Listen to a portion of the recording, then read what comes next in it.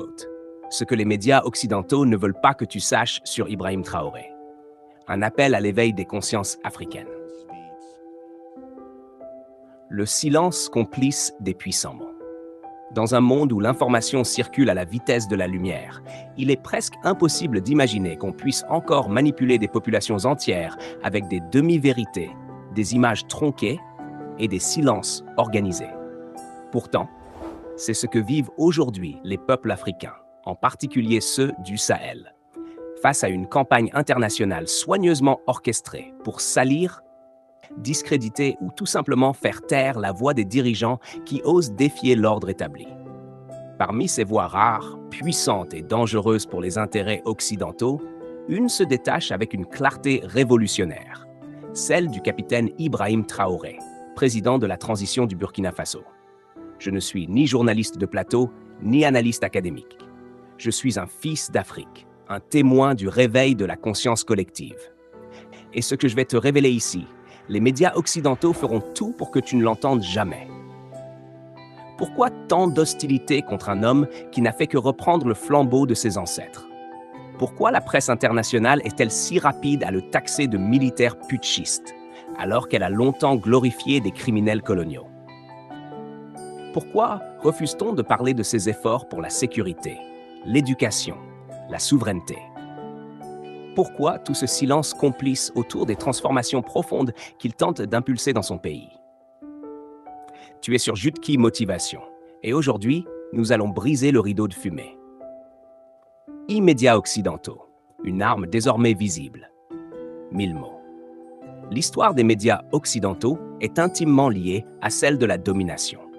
Dès l'époque coloniale, l'information était utilisée comme un outil pour justifier l'occupation, pour dépeindre l'Africain comme paresseux, arriéré et incapable de se gouverner.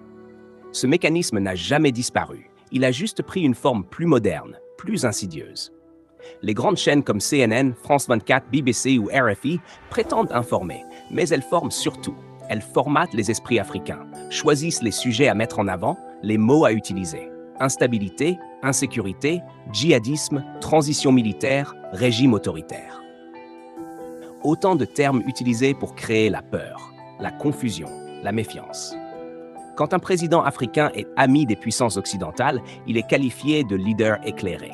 Mais lorsqu'il se tourne vers son peuple, qu'il réclame le départ des bases militaires étrangères ou qu'il refuse l'ingérence économique, il devient soudain un dictateur populiste.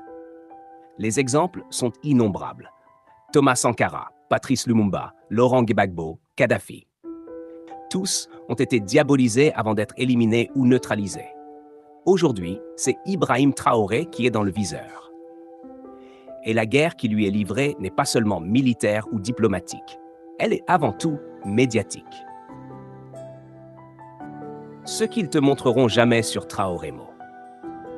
Ce que les médias occidentaux ne veulent pas que tu saches, c'est que le Burkina Faso est en train de se libérer. Depuis la prise de pouvoir du capitaine Ibrahim Traoré, un souffle nouveau traverse la nation. Sécurité d'abord. Il a hérité d'un pays assiégé, où plus de 40% du territoire échappait au contrôle de l'État. En quelques mois, il a relancé la défense populaire, réarmé les FDS, mobilisé 50 000 VDP, reconquis des zones entières.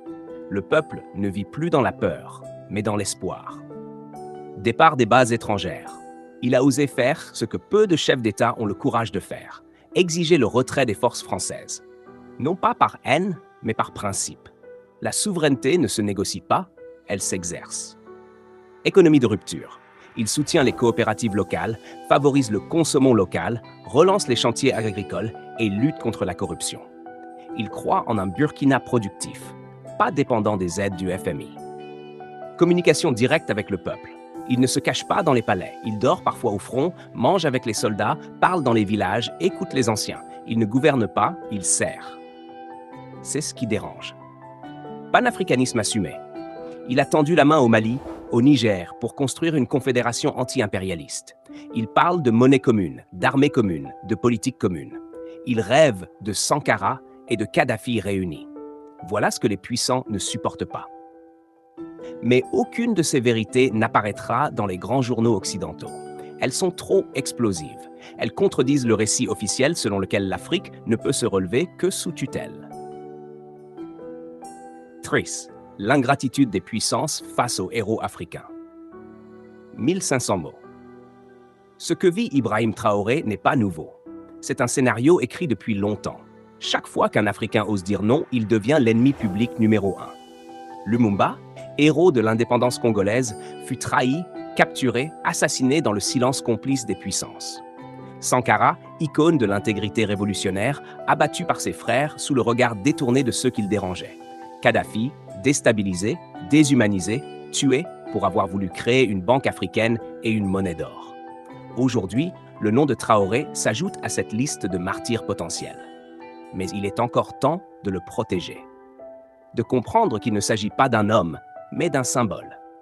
Un homme peut être tué, mais un symbole, non. AF. Une guerre psychologique contre le peuple noir. La véritable cible des médias occidentaux, ce n'est pas Traoré. C'est toi. C'est ta foi en l'Afrique. C'est ta conscience. En martelant des récits de chaos, de peur, de division, ils cherchent à te décourager, à te faire croire que tout changement est dangereux, que toute rébellion est vouée à l'échec.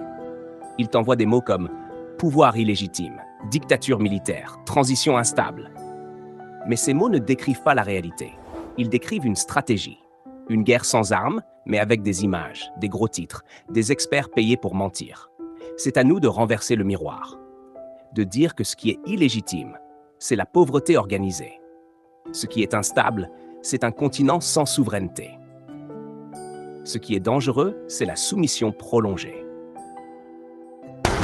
La construction d'une alternative africaine, mal 1500 mots. Malgré les obstacles, Ibrahim Traoré construit. Il ne fait pas que dénoncer, il propose.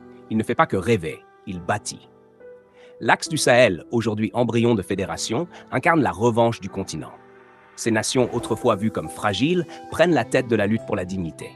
Une monnaie commune, elle est en débat. Une armée commune, elle est en formation. Une voix commune, elle s'élève jour après jour. Ce que les puissants redoutent le plus, ce n'est pas un coup d'État, mais une conscience d'État. Un peuple qui comprend que sa force ne vient pas de l'Occident, mais de ses racines. Vie. Les leçons à tirer pour tous les peuples oppressés. 1000 mots. Cette lutte ne concerne pas que le Burkina. Elle concerne tous les peuples colonisés dans leur âme. Elle dit à l'Haïtien, aux Congolais, aux Malgaches, aux Sénégalais, reprends ta dignité. Construis tes médias, lis ton histoire, soutiens tes héros, remets en question ce qu'on te présente comme vérité. Ibrahim Traoré n'est pas parfait, mais il est courageux. Il n'a pas trahi. Et cela, c'est déjà immense. Conclusion motivante, appel à l'action. Ce texte est un cri pour l'éveil, un cri pour la mémoire, un cri pour la vérité. Tu as le choix. Soit tu continues à consommer passivement ce que les médias occidentaux veulent que tu penses, soit tu ouvres les yeux, tu t'informes, tu partages, tu agis. Et si un jour les médias te disent qu'Ibrahim Traoré est tombé, demande-toi, est-ce lui qui a chuté ou est-ce notre peuple qui n'a pas su le défendre?